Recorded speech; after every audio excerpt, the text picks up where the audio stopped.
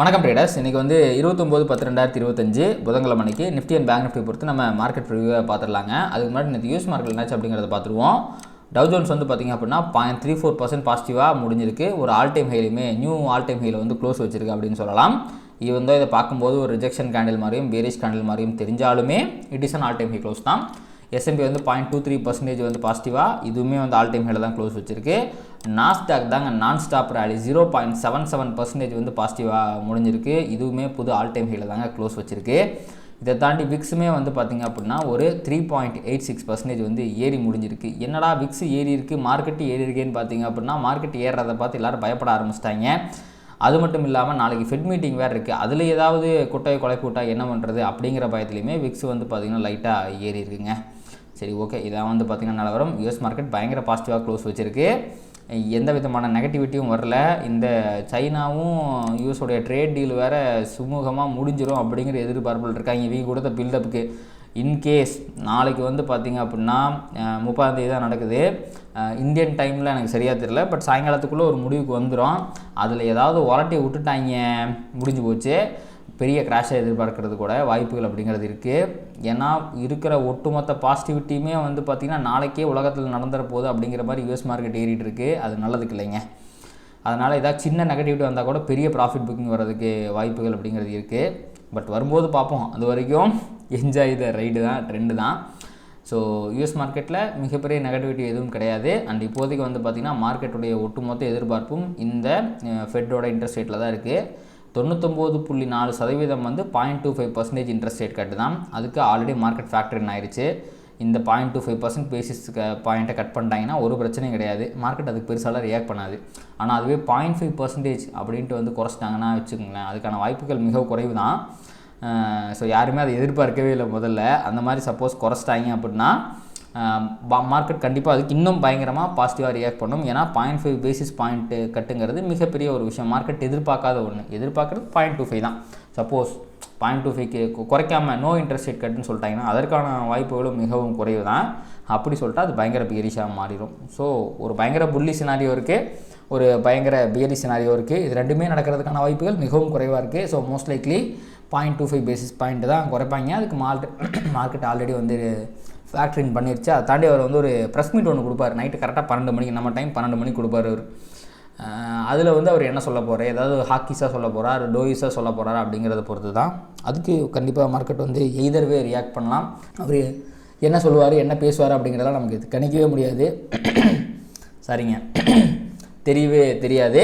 So பொறுத்து இருந்து பார்க்கலாங்க என்ன பண்ண போகிறாங்க அப்படிங்கிறத. அடுத்து வந்து பார்த்திங்க அப்படின்னா நம்ம அப்படியே வந்து எஃப்ஐஐடி டேட்டா பக்கம் போயிடுவோம். ஸோ நேற்று பார்த்திங்க அப்படின்னா 10,000 கோடி வந்து பை பண்ணியிருக்காங்க. நம்பவே முடியல என்னால். என்னடா சம்மந்தம் இல்லாமல் இவ்வளோ பை பண்ணியிருக்கீங்கன்னு பார்க்குறேன் நான். டிஏயை வந்து கம்மியாக பை பண்ணியிருக்காங்க. 636 கோடி வந்து பை பண்ணியிருக்கிறாங்க. ஸோ ஏதாவது பல்க் டீல் இருக்குமான்னு செக் பண்ணி பார்க்குறேன். பல்க் டீலையும் ஒன்றும் காணும். ஸோ எக்ஸ்பைரி டே அட்ஜஸ்ட் பண்ணுறதுக்காக இந்த மாதிரி பை பண்ணிட்டாங்களா, இல்லை உண்மையாலுமே மார்க்கெட் ஆல் டைம் பை தூக்கிட்டு போகிறதுக்கு முடிவு பண்ணிட்டாங்களாங்கிறது தெரில. But what ever it is, இந்த 10,000 கோடி பை பண்ணுறது பயங்கரமான பாசிட்டிவான விஷயம் தான். இன்றைக்கி சப்போஸ் எஃப்ஐஐ வந்து பார்த்திங்கன்னா இதே மாதிரி 10,000 கோடிலாம் வேணாம், ஒரு 2,000 கோடி இல்லை 3,000 கோடி பை பண்ணாலே மார்க்கெட்டில் 200-300 பாயிண்ட் ஃபர்தராக பாசிட்டிவ் வரதுக்கு வாய்ப்புகள் அப்படிங்கிறது இருக்குது. பார்ப்போம், வருமாங்கிறத பார்ப்போம். ஆச்சரியமாக இருக்குங்க நிஜமாவே.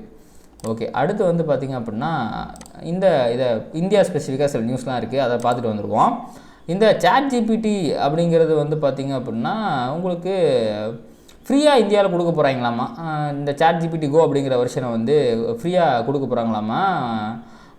ஒரு வருஷத்துக்கு கொடுக்க போகிறாங்களாமா. இப்போ பர்ப்ளெக்சிட்டி அப்படிங்கிறது புது ஏஐங்க, இந்தியாவில் ஒருத்தர் டெவலப் பண்ண ஏஐ பயங்கர ஃபேமஸாக போயிட்டுருக்கு. நான் கூட சாட் ஜிபிடி விட்டு பர்ப்ளெக்சிட்டிக்கு மாறிட்டேன். ஏன்னா அது ரொம்பவே சாட் ஜிபிடியை கம்பேர் பண்ணும்போது நல்லா இருக்குது. ரெண்டாவது ஏர்டெல் யூஸ் பண்ணால் அதை வந்து ஃப்ரீயாக வேறு கொடுக்குறாங்க.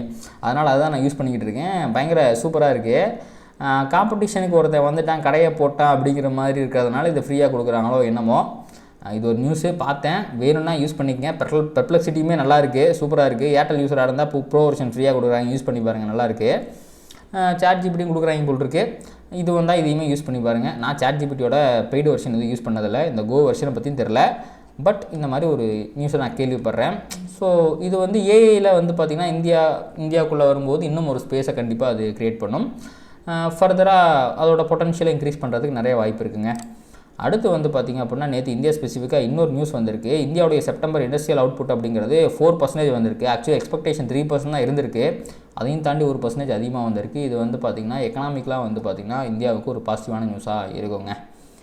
ஓகே, அடுத்து வந்து பார்த்திங்க அப்படின்னா நம்ம அப்படியே கரண்ட்டாக வேர்ல்டு மார்க்கெட் ஃபியூச்சர்ஸ் என்ன பண்ணுதுங்கிறத பார்ப்போம்.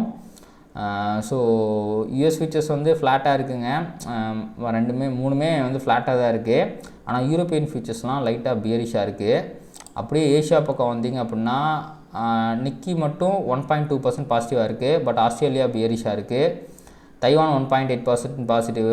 கொரியா வந்து 0.7% பாசிட்டிவ். ஸோ மோஸ்ட்லி வந்து பார்த்திங்க அப்படின்னா மோஸ்ட் ஆஃப் த மார்க்கெட் வந்து பாசிட்டிவாக தான் இருக்குது. ஒன்லி உங்களுக்கு வந்து பார்த்திங்க அப்படின்னா யூரோப்பியன் மார்க்கெட் மட்டும்தான் லைட்டாக பியரிஷாக இருக்குங்க.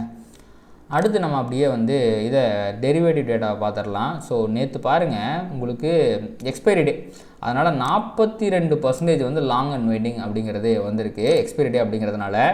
இன்றைக்கி புது மாதத்தோட தொடக்க நாள் இல்லைங்களா, அதன் காரணமாக இன்றைக்கி கண்டிப்பாக வந்து ஒரு 200% மினிமம் வந்து லாங் பில்டப் தான் வரும். என்றைக்குமே மாதத்தோட மொதல் நாள் இங்கே நீங்கள் வந்து ஓஏ இன்டர்பிரேஷன் லாங் பில்டப் தான் பார்க்க முடியும், வேறு எதையுமே பார்க்க முடியாது.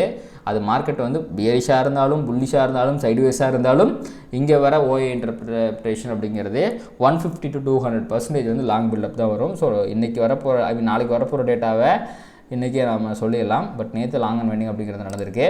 அடுத்து பார்ட்டிசிபென்ட் வைஸ் ஓப்பன் ட்ரஸ்ட்டுங்க. இவங்க பாருங்களேன் பயங்கர பியரிஷாக மாறிட்டாங்க. எக்ஸ்பைரி முடிஞ்ச உடனே கால் ஆப்ஷனை செல் பண்ணி புட் ஆப்ஷனை பை பண்ணி பியரிஷாக இருக்காங்க. இந்த ப்ராப் ட்ரேடர்ஸ் இருக்காங்க பார்த்தீங்களா, இவங்களும் பாருங்களேன் கால் ஆப்ஷனை செல் பண்ணி புட் ஆப்ஷனை பை பண்ணி பியரிஷ் ஆகிட்டாங்க. ஆனால் ரீட்டைல் ட்ரேடர்ஸ் வந்து பார்த்தீங்கன்னா கால் ஆப்ஷனை பை பண்ணி புட் ஆப்ஷனை செல் பண்ணி வெறித்தனமான ஒரு புல்லிஷ் ஸ்டான்ஸுக்கு வந்து இவங்க மாறிட்டாங்க. ஸோ இப்போதைக்கு வந்து பார்த்திங்கன்னா எஃப்ஐ ப்ராப் ட்ரேடர்ஸ் 2 பேருமே ஒன்று சேர்ந்துக்கிட்டு மார்க்கெட் கீழே போனால் தான் ப்ராஃபிட் அப்படிங்கிற மாதிரி ஒரு பொசிஷனை க்ரியேட் பண்ணியிருக்கிறாங்க. அடுத்து பார்த்திங்கன்னா எஃப்ஐடைய லாங் ஷார்ட் ரேஷியோ ஒரே நாளில் பாருங்கள் உங்களுக்கு என்ன இருக்குது, 25%லேருந்து திருப்பி பழைய குருடி கதவை திரடிங்கிற மாதிரி 19.5ன்னு 20% கீழே வந்துடுச்சு. எப்படா இவ்வளோ நாள் சஸ்டெயின் பண்ணுறாங்களேன்னு பார்த்துக்கிட்டு இருந்தேன், குறைச்சி விட்டாங்க. இது அகைன் வந்து பார்த்திங்கன்னா ஒரு பியரிஷான விஷயம் தாங்க. பட் இருந்தாலும் ஆப்ஷன்ஸ்லேயே பயங்கர பியரிஷாக மாறிட்டாங்க. ஃபியூச்சர்ஸில் லாங் அண்ட் வெண்டிங் போட்டு பியரிஷாக மாறி இருக்கிறாங்க. அடுத்துங்க இந்த ட்ரெண்டிங் ஓய் அதை பார்க்க மட்டும் பார்த்திங்களா. ஸோ ட்ரெண்டிங் ஓய் வந்து பார்த்திங்கன்னா இன்ட்ராடேலையும் பியரிஷாக தான் இருக்குது. ஆனால் பொசிஷனெல்லாம் வந்து பார்த்திங்கன்னா நேற்று புல்லிஷாக மாறிட்டாங்க.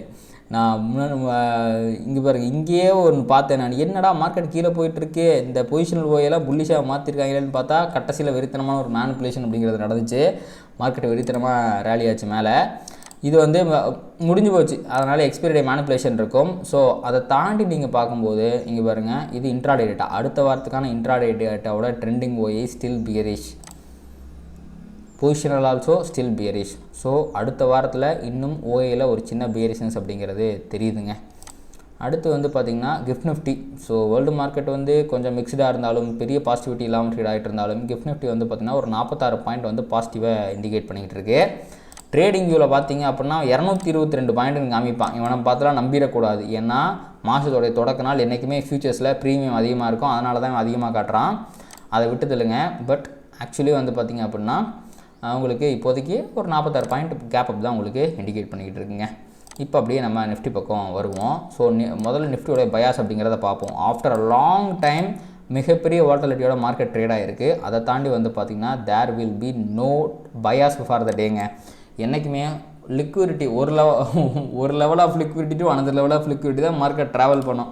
பட் நேற்று வந்து பார்த்திங்கன்னா 2 லெவல் ஆஃப் லிக்விடிட்டியுமே மார்க்கெட் ட்ராவல் பண்ணிடுச்சு. மேலேருந்து கீழேயும் போச்சு, கீழேருந்து மேலேயும் வந்துருச்சு. இது டோஜி கேண்டில், 2 பக்கம் லிக்விடிட்டி எடுத்த டோஜி கேண்டில் அப்படிங்கிறதுனால இன்றைக்கி மார்க்கெட்டுக்கு பயாஸே கிடையாது. ஸோ பயாஸே இல்லை அப்படிங்கும்போது ப்ரீவியஸ் டே ஹை தானா மேலே போயிடும், ப்ரீவியஸ் டே லோ தானா கீழே போயிடும் அப்படிங்கிற மாதிரி நம்ம பார்த்துக்கலாம். ஒரு ட்ரெண்டிங் மூவ் வரதுக்கு வாய்ப்பு இருக்கிற மாதிரி நம்ம பார்த்துக்கலாம்னு வச்சுக்கோங்களேன்.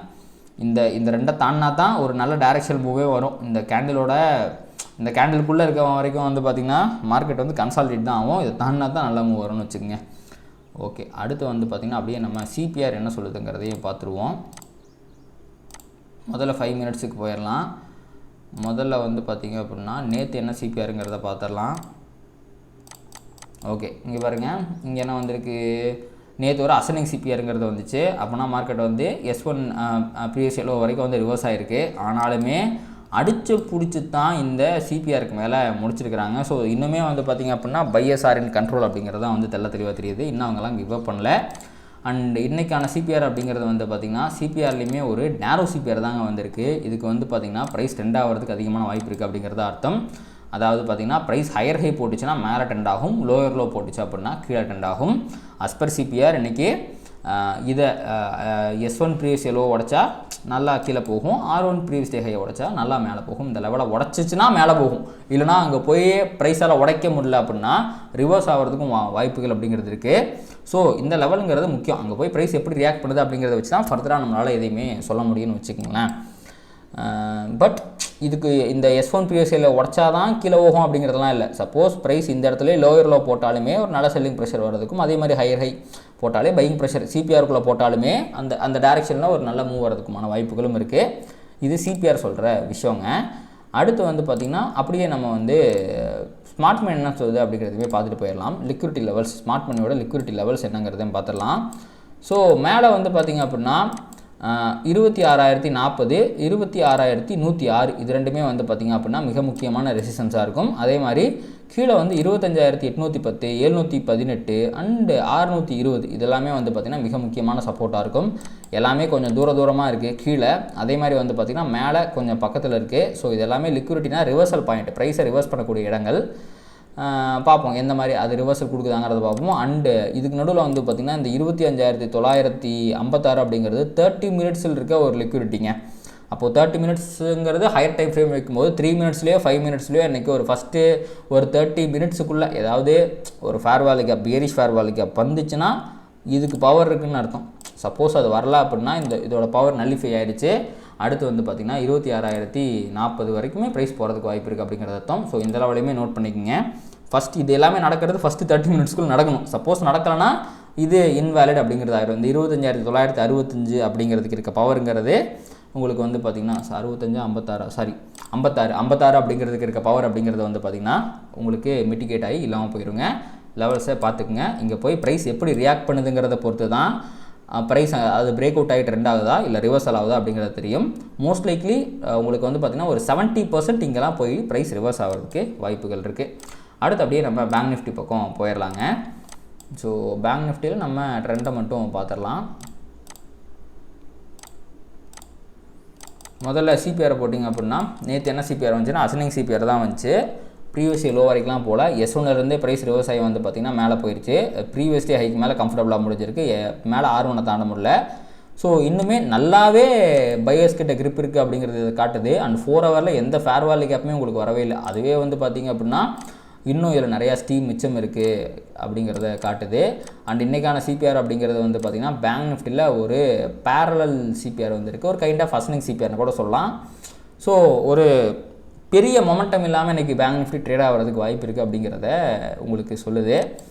ஸோ பெரிய மொமெண்டம் இல்லை. ஸோ மார்க்கெட் வந்து பார்த்திங்கன்னா உங்களுக்கு இந்த R1 அப்படிங்கிறத தாண்டிச்சுன்னா மேலே போகும். அதாவது 58,430 தாண்டா தான் மேலே போக முடியும். ப்ரீவியஸ் டே லோவை தாண்டா கீழே போக முடியும். இதுக்குள்ளே இருக்கும்போது மார்க்கெட் கன்சாலேட் ஆகிறதுக்கு தான் வாய்ப்பு இருக்குது அப்படிங்கிறத சொல்லுது. இன்றைக்கி உங்களுக்கு நிஃப்டியும் பேங்க் நிஃப்டியும் வெவ்வேறு செய்தியை சொல்லுது. நிஃப்டி ட்ரெண்ட் ஆகிறதுக்கு வாய்ப்பு இருக்குன்னு சொல்லுது, பேங்க் நிஃப்டி கன்சாலேட் ஆகிறதுக்கு வாய்ப்பு இருக்குங்கிறத சொல்லுது. யாரை ஓவர்டேக் பண்ண போகிறாங்க அப்படிங்கிறத பொறுத்திருந்து பார்க்கலாங்க. அடுத்து வந்து பார்த்திங்கன்னா அப்படியே நம்ம மற்ற மார்க்கெட்டையும் கொஞ்சம் பார்க்கலாம். ஸோ முதல்ல வந்து பார்த்திங்கன்னா க்ரூட் ஆயிலுங்க. ஸோ க்ரூட் ஆயிலுக்கு சிபிஆர் நம்மளுக்கு தேவைப்படாது. சிபிஆரை விட்டுட்டு நம்ம அப்படியே வந்து பார்த்திங்கன்னா 1 ஹவர் டைம் ஃப்ரேமுக்கு போயிடலாம். 1 ஹவரில் இங்கே இருக்கிற ஃபேர் வேல்யூ கேப்பை ரெஸ்பெக்ட் பண்ணி நல்லது ஒரு செல்லிங் ப்ரெஷர் அப்படிங்கிறது வந்துச்சு. அண்ட் இப்போதைக்கு வந்து பார்த்திங்க அப்படின்னா இந்த ஃபேர் வேல்யூ கேப் இருக்குது பார்த்திங்களா, இந்த ஃபேர் வேல்யூ கேப்பிலிருந்து வந்து பார்த்திங்கன்னா இப்போதைக்கு ப்ரைஸில் ஒரு ரிவர்சல் அப்படிங்கிறது வந்துக்கிட்டு இருக்குங்க. ஸோ இதுவுமே மிட்டிகேட் ஆகும்போது இன்னும் ஒரு செல்லிங் ப்ரெஷர் வர்றதுக்கு வாய்ப்பு இருக்குது. இந்த ஃபேர் வேல்யூ கேப்பை ப்ரைஸ் ரெஸ்பெக்ட் பண்ணியிருக்கு அப்படிங்கும்போது 1 ஹவர் டைம் ஃப்ரேமில் ஏதாவது புல்லிஷ் ஃபேர் வேல்யூ கேப் இங்கே ஆல்ரெடி ஃபார்ம் ஆகிடுச்சு பார்த்திங்களா, ஒரு நிமிஷம் இருங்க. இந்த ஃபேர் வேல்யூ கேப்பை இன்னும் ப்ரைஸ் டச் பண்ணவே இல்லை. இதை டச் பண்ணி இங்கேருந்து ப்ரைஸ் ரிவர்ஸ் ஆச்சுன்னா ஃபர்தராக மேலே போகிறதுக்கு வாய்ப்பு இருக்குது. சப்போஸ் இதை வந்து பார்த்திங்கன்னா ப்ரைஸ் இன்வெஸ்ட் பண்ணி கீழே போயிடுச்சுன்னு வச்சுக்கோங்களேன், இன்னுமே நல்லதொரு செல்லிங் ப்ரெஷர் அப்படிங்கிறது வரதுக்கும் ஃபர்தராக ப்ரைஸ் கீழே போகிறதுக்குமான வாய்ப்புகளும் இருக்குங்க. ஸோ இந்த ஃபேர் வேல்யூ கேப் இப்போதைக்கு ஒரு க்ரூஷியலான ரோலை ப்ளே பண்ண போது இது ரெஸ்பெக்ட் ஆச்சுன்னா ப்ரைஸ் மேலே போகும். இது ரெஸ்பெக்ட் ஆகணும்னா ஃபர்தராக ஒரு டிக்ளைன் வந்து கீழே போகிறதுக்கும் அது ப்ரைஸை வந்து பார்த்திங்கன்னா இந்த ஃபேர் வேல்யூ கேப்புக்குள்ளே கொண்டு போகிறதுக்கும் வாய்ப்பு இருக்குது. என்ன போகுது அப்படிங்கிறத நம்ம பொறுத்திருந்து பார்க்கலாங்க. அடுத்து பார்த்திங்கன்னா கோல்டு. ஸோ கோல்டு வந்து பார்த்திங்கன்னா ஒரு சின்ன ரீட்ரேஸ்மெண்ட்டை போட்டுக்கிட்டு இருக்குது. நேற்று ஈவினிங் வீடியோவில் பார்த்தோம். இதை தாண்டி ப்ரைஸ் க்ளோஸ் வச்சா தான் உங்களுக்கு வந்து பியரிஷாக மாறும் அப்படின்ட்டு. 1 டே டைம் ஃப்ரேமில் தாண்டி க்ளோஸ் வச்சுருக்கா. நேற்று உங்களுக்கு சாயங்காலம் என்னோடய வீடியோ பார்த்தீங்கன்னா உங்களுக்கு தெரிஞ்சிருக்கும். அவன் அடிமட்டத்தில் கிடந்தான். ஸோ அதெல்லாம் பார்த்துலாம் நம்ப முடியாது, கேண்டில் க்ளோஸ் வேணும்னு சொல்லுவோம். அதே மாதிரி தான் கேண்டில் க்ளோஸ் அப்படிங்கிறது இந்த fair value gap daily time frame fair value கேப்பில் வந்து ரிஜெக்ட் ஆகிருக்கு. பார்த்தீங்களா, daily time frame fair value கேப்பில் வந்து ரிஜெக்ட் ஆகி 1 ஹவரில் ஃபேர் வேல்யூ கேப்பு போட்டு அதையுமே ப்ரைஸ் ரெஸ்பெக்ட் பண்ணி மேலே போயிட்டுருக்கு. இது எல்லாமே வந்து பார்த்திங்கன்னா ஒரு புல்லி சைன் தான். ஸோ அன்டில் உங்களுக்கு இந்த லோ 3886 அப்படிங்கிறது கன்வின்சிங்காக கீழே கிராஸ் ஆகிறதுக்கு முன்னாடி நம்மளால் வந்து பார்த்திங்கன்னா ஒரு செல்லிங் ப்ரெஷர் எதிர்பார்க்க முடியாது. கோல்டு வந்து பார்த்திங்கன்னா ஃபர்தராக மேலே போகிறதுக்கான வாய்ப்புகள் தான் இருக்குங்க. ஸோ இதுதான் வந்து கோல்டுடைய நிலவரம். ஸோ பார்ப்போம் என்ன போகுது அப்படிங்கிறத நம்ம பொறுத்திருந்து பார்க்கலாம். ஐ திங்க் இன்றைக்கி நான் சொன்ன விஷயங்கள் எல்லாமே உங்களுக்கு ஹெல்ப்ஃபுல்லாகவும் யூஸ்ஃபுல்லாகவும் இருந்திருக்கும்னு நினைக்கிறேன். இந்த வீடியோ உங்களுக்கு பிடிச்சிருந்துச்சுன்னா இதை லைக் பண்ணுங்கள், கமெண்ட் பண்ணுங்கள், ட்ரேட் பண்ணுற மற்ற நண்பர்களுக்கும் ஷேர் பண்ணுங்கள். அது யூடியூபில் அதை ட்ரிகர் பண்ணி நிறையா பார்வையாளர் நம்ம சேனலில் கொண்டு வந்து சேர்க்கும். நன்றி. Traders, stock market is all about probabilities and trading is all about risk management. இங்கே 100% ஒர்க் ஆகக்கூடிய ஒரு விஷயம் கிடையவே கிடையாது. இதை தெரிஞ்சுக்காமல் நீங்கள் ட்ரேட் பண்ணிங்க அப்படின்னா நீங்கள் லாஸஸ் பண்ணுறதுக்கு நிறைய வாய்ப்புகள் இருக்குது. அதனால் உங்களுடைய ஃபினான்ஷியல் அட்வைசரை கன்சல்ட் பண்ணிவிட்டு அதுக்கப்புறமா ட்ரேட் பண்ணுங்கள். இந்த வீடியோவில் நான் சொல்கிற எல்லாமே எஜுகேஷன் பர்பஸ்க்காக தான்.